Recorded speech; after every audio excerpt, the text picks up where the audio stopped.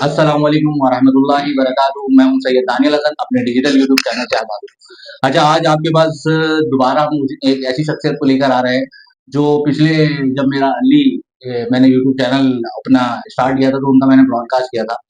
अच्छा, आज मैंने उनको दोबारा इसलिए दावत दी अपने स्टूडियो के अंदर कि मैं इनसे ये बात पूछ सकूँ। आजकल ये बड़े एक्टिवली दोबारा इन्होंने वीडियोज़ बनाना शुरू कर दिया और बड़ा खुल के जो है वो क्रिटिसिज़्म कर रहे हैं लोगों के ऊपर ना।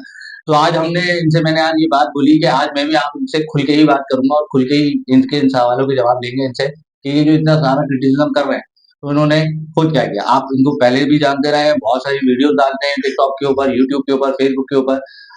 बड़ा फ़ेमस नाम गांडी कुरंडी का काशिफ़ अमीन भाई। कैसे हैं काशिफ़ भाई? फर्स्ट क्लास अल्हम्दुलिल्लाह। आप काशिफ़ भाई, सुनाइए। बस अल्लाह का शुक्र, आपकी दुआएँ चाहिए। बस काशिफ़ भाई, आज जो है ब्रॉडकास्ट जो होगा ना, वो विदाउट सेंसर होगा।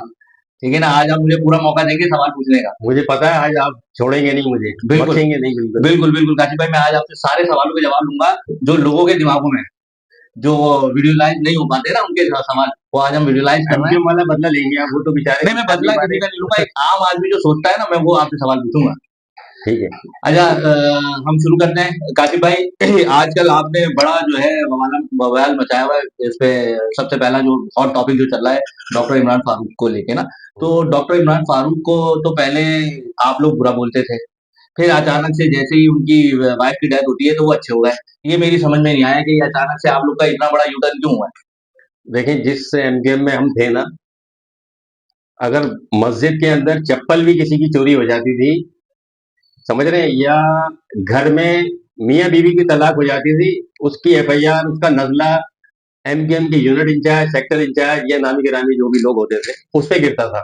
बिल्कुल। ठीक है, तो फिर ऐसा कैसे हो सकता है जब डॉक्टर साहब बुरे थे, तो उस वक़्त बुरे थे, लेकिन मरने के बाद आदमी ये वाली चीज़ें, वरना फिर मैं नसीरुल्लाह बाबर से शुरू करूँ, जो कराची ऑपरेशन के अहम किरदार रहे हैं, बहुत सारे लोग, तो वो अच्छी चीज़ नहीं, गड़े मुर्दे उखाड़ना, अल्लाह ताला उनको जवारे रहमत करे डॉक्टर इमरान फारूक को। जब वो बुरे थे तो बुरा भुला भी गया। अच्छा, हम जिस लेवल पे थे, तो हमसे तो लड़ाई होती नहीं थी उनकी, ज़ाहिर-सी बात है कि बानिए तहरीक रूहानी बाप या जो भी आप उस आदमी को बोलें, उन्हीं से लड़ाई होती थी और नाराज़ होके वो घर तो बैठते आप थे। उनको नहीं समझते बानिए तहरीक और रूहानी बात? देखिए, बाप घर का वो होता है कि जो अपने बच्चों को, जो रास्ते में कांटे होते हैं ना अपने बच्चों के, वो निकाल के एक तरफ करता है, राह हमवार करता है, अच्छी तालीम देता है। ये कैसा रूहानी बाप है जिसने पढ़ी लिखी कौम को, खुदा की कसम, पढ़े लिखे नौजवानों को बेड़ा गर्क कर दिया, उनके घर का, उनके खानदान का। आज वो इबरत का निशान बने हुए, इतने बड़े बड़े नाम। अच्छा, काशिफ़ भाई, एक बड़ा इम्पोर्टेंट सवाल ना आपसे, ये मुझे बताएँ कि आपकी बात जो आप बोले पढ़ा लिखा नौजवान, ये सारी चीज़ें, और उस दौर में आप क्या कर रहे थे जब यूनिटों पे तरबियत की नशिस्तें लगती थी, जिसमें आप लोग को सिखाया पढ़ाया जाता था, तो उस टाइम आप ये आवाज़ नहीं उठाते थे कि भाई हमें क्या सिखा रहे हो, क्या पढ़ा रहे हो? देखें, और ये मैंने आँखों देखी है, वो तरबियती नशिस्तें लड़कों को बिठा के उनको तरबियतें दी जा रही हैं। देखें, इंसान जब पैदा होता है, तो वो छोटा बच्चा, 1 दिन का, 2 दिन का, 3 दिन का, रोटी आप उसको नहीं खिलाना, बिल्कुल। वालिदैन शुरू कर देते हैं। टाइम पीरियड होता है, जैसे जैसे आप इसमें टाइम देते जाते हैं, पर्दे हटते जाते हैं। तो जब हम गए थे, तो मेरे ख्याल से क्या उम्र होगी, 9वीं क्लास में था, और जब यहाँ ऑपरेशन शुरू हुआ है बांधने का, उसके बाद हमें लांडी छोड़ना पड़ा, मसूरी में जाना पड़ा। तो वो छोटी एज में हम गए।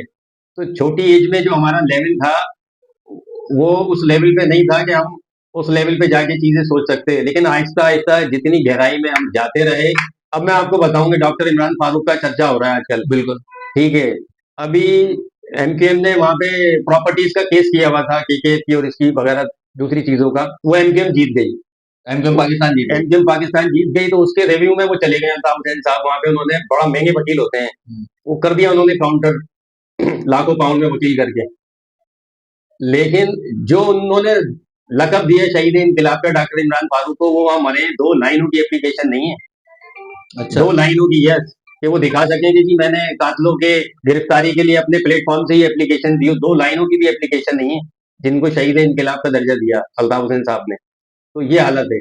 अच्छा, जिन बच्चों ने मारा नौजवानों ने, मैं उनमें से तो एक का ताल्लुक आपको बता देता हूँ कि उसका नाम भी काशिफ था, जी, बिल्कुल, और मैं गलती मुझे से मुझे भी मेरा सुना है। नाम भी काशिफ है। बिल्कुल, आपका मुँह मैंने फिर सुना है कि और काशिफ़ नाम है। और उस बच्चे का गलती से ताल्लुक लांडी से था, तो मेरा भी गलती से ताल्लुक लांडी से है। तो माँ से और दाई से पेट नहीं छुपा सकते आप। कातिल जितना भी शातिर हो, निशान छोड़े जाता है। हाँ।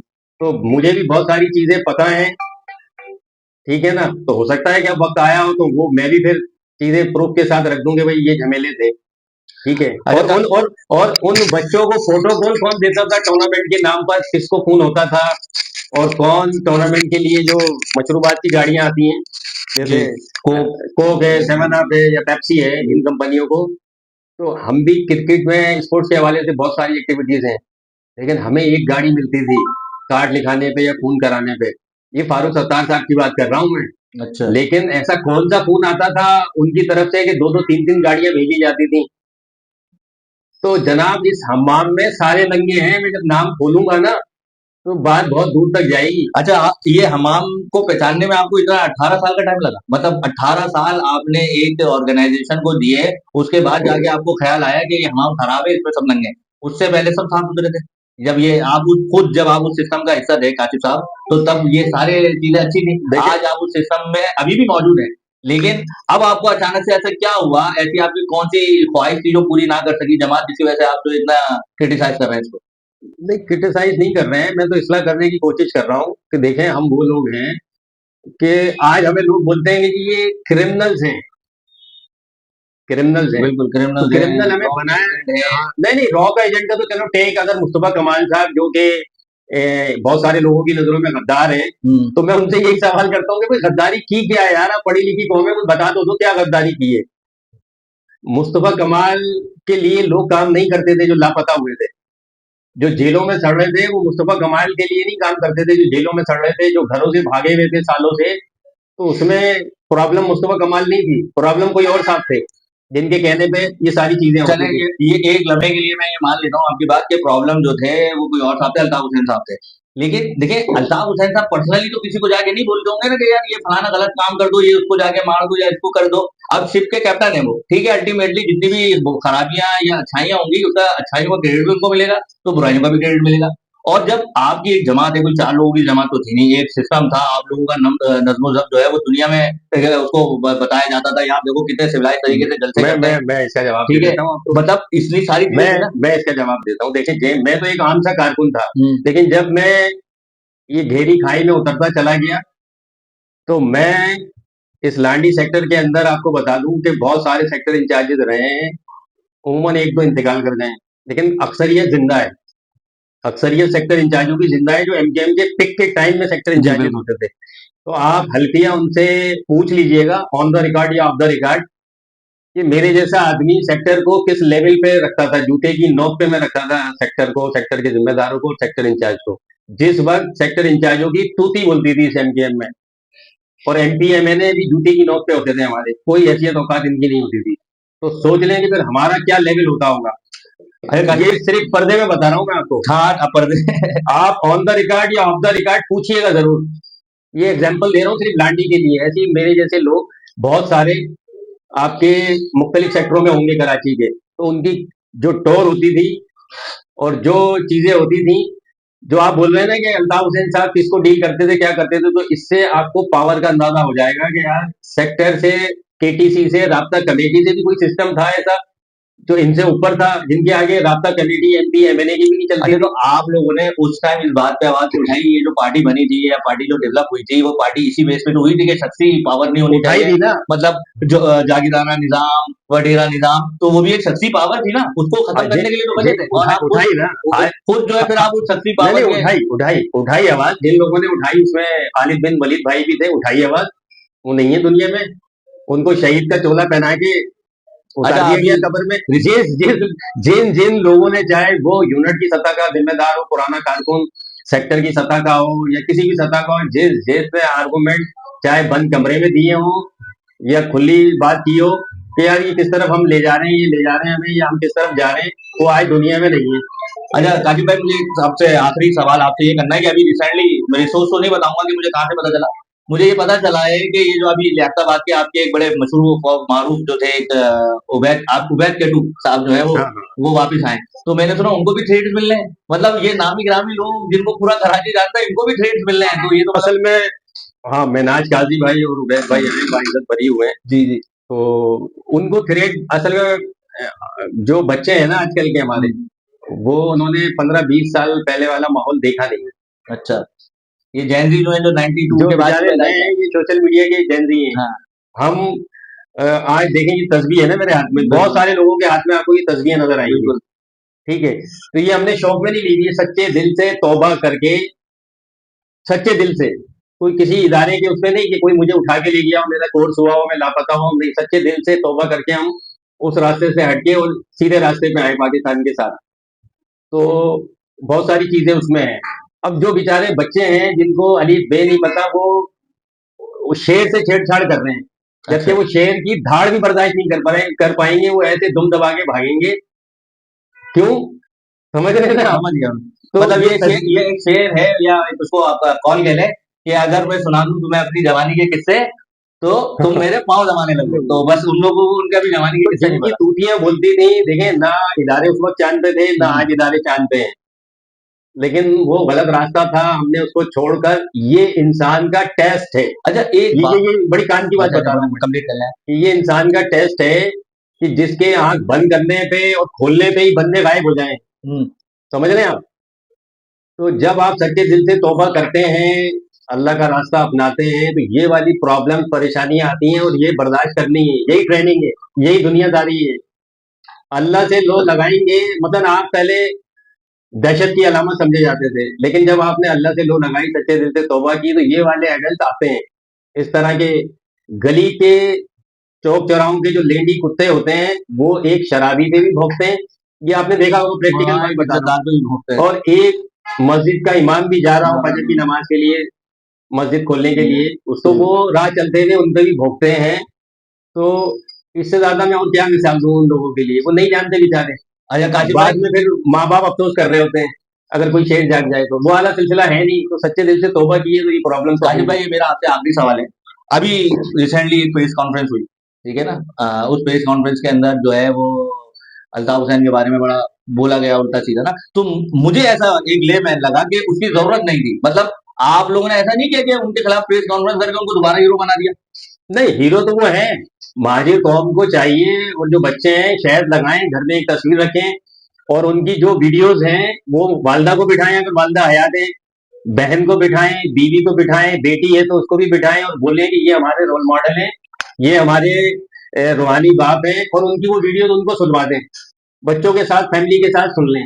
तो सर हम उनकी वाला वीडियोस को सुनाए, हम उनको वो अच्छा आईना भी तो दिखाएं जो जिनकी उनकी अच्छी तकरीरें में है ना। सारी सारी खराब तो है। अच्छी देखें, अच्छी तकरीरें सुना सुना के तो 15,000 से ज्यादा लोग उन्होंने, अपनी ही पार्टी के लोग, वो शहीद करा दी। 14 कब्रिस्तान होता है किसी पार्टी का? नहीं होता है। वो तो ये अच्छी अच्छी बातें करके जर्नलों के अगेंस्ट, फलां के अगेंस्ट, फलां के अगेंस्ट, उन्होंने 14 कब्रिस्तान आबाद करा दिया, लोग लापता करा दिए।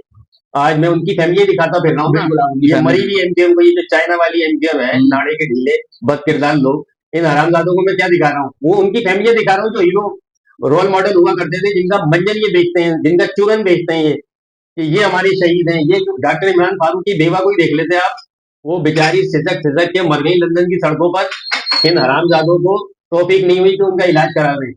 आज कोई उनके बच्चों के पैर चूम रहा है, कोई सर पे हाथ रख रहा है, तो ये बेचने के लिए फोटो सेशन चल रहे हैं। फोटो सेशन चल रहे हैं। और हम उस टाइप के लोग हैं नहीं, हम बात करते हैं जेन्युइन, डरे बगैर किसी से। हमें कोई डर नहीं है, अल्लाह के अलावा किसी से डर नहीं है। जब हम पाकिस्तान के साथ खड़े हुए हैं तो सच्चे दिल के साथ खड़े हुए हैं, और जब नहीं थे तो कराची में हमारे जैसे लोग मरे हैं ना, तो क्या करते हुए मरे? उम्रा करते हुए मरे, हज करते हुए मरे। जब सामने से गोली आएगी तो रिटर्न में भी तो फिर रिटर्न में आप क्या फूल पढ़ के फेंकेंगे या दुरूद शरीफ पढ़ के बख्शेंगे? जाहिर सी बात है, गलतियां हुई हैं। महाजिर बच्चा उस वक्त का 92 की दहाई का, 90 की दहाई का, कोई माँ के पेट से तो रॉक आइलैंड बन के नहीं पैदा हुआ था ना। बिल्कुल। तो चीजें थी, लेकिन अब हमने सही रास्ता इख्तियार कर लिया। अब उनको एक आदमी नहीं मिल रहा, तकरीरें, टिकटॉक और कॉल तो वो कर रहे हैं व्हाट्सएप ग्रुपों में, बहुत सारे ग्रुपों में कर रहे हैं, डायरेक्ट कर रहे हैं बच्चों को, लेकिन कोई मारने को तैयार नहीं है उनके कहने पे। ये पाकिस्तान के इदारों की जीत है, ये महाजिरों की जीत है, ये उन सीनियर कारकुनों की जीत है कि आज जिसके कहने पे शहर बंद होता था, खुलता था, आज वो लोगों को पैसे देकर, सारे ड्रामे कर कर भी उकसा नहीं पा रहा। नौजवान तैयार नहीं है किसी को मारने पे कि ये वाला काम नहीं करेंगे, टिकटॉक पे लाइक कर देंगे आपको। हाल ही में कहकशा हैदर का आपने वाकया सुन लिया होगा, महीना डेढ़ हो गया इस बात को। अमेरिका की अदालत ने 8 साल की सजा सुनाई है उन्हें। किस लिए सुनाई है? उम्रे पे भेज रही थी वो लोग, कराची से हज पे भेज रही थी। इस आदमी ने उनको भी डिसऑन कर दिया, जिस तरह सौलत मिर्जा को डिसऑन, फारूक दादा को डिसऑन, फहीम कमांडो को डिसऑन, मतलब जो जेल में पकड़ा जाए बोला आप गुमनाम सिपाही हैं, आपका हमसे कोई ताल्लुक नहीं है। बिल्कुल। अच्छा, आज के लिए काशिफ भाई इतना ही। बहुत-बहुत शुक्रिया आपका कीमती वक़्त देने का। अच्छा, अब मैं व्यूअर से ये मुखातिब हूँ, इस वीडियो के नीचे कमेंट ज़रूर करें, अगर कुछ सवालात रह गालियों गए। वाले। नहीं, नहीं, गालियों वाले नहीं। आप अगर कुछ चाहते हैं काशिफ अमीन भाई से पूछना और वो रह गई हो चीज़, मैंने पूरी कोशिश करी कि दायरे में रहते हुए और अपने अखलाकियात और उसके साथ रहते हुए काशिफ भाई से जितने सब सवाल कर सकता था, वो मैंने करने की कोशिश करी। अगर आपको लगता है फिर भी कमी रह गई है, तो आप इस वीडियो के नीचे कमेंट ज़रूर करें। और ये मेरा आपसे वादा है कि मैं काशिफ भाई को फिर एक दफ़ा दोबारा ब्रॉडकास्ट पे बिठाऊँगा और सिर्फ वही सवाल पूछूँगा जो आप इस वीडियो के नीचे कमेंट्स करेंगे। वो हम दोबारा ब्रॉडकास्ट के लिए काशिफ भाई आप मुझे कमेंट कर देंगे, दोबारा बैठेंगे। भाई मैं बता रहा हूँ ना, कमेंट्स क्या आएंगे, कमेंट्स ये आएंगे कि आप कमालू के लिए क्यों नहीं बात करते। यार मैं क्या बात करूं, जो आदमी लापता लोग लेके आया आप बात कर लेगा ना अगर इस तरह के कमेंट आए नहीं, तो ये उनके लिए। असल में जो जहर के इंजेक्शन ऊपर से लग रहे हैं वो बेचारे यही लग रहे हैं यूथ को। लेकिन अब जब चीजें खुलना शुरू हुई है तो मैंने व्लॉग एक किया था इस पे कायदे आजम के मजार पे बिल्कुल।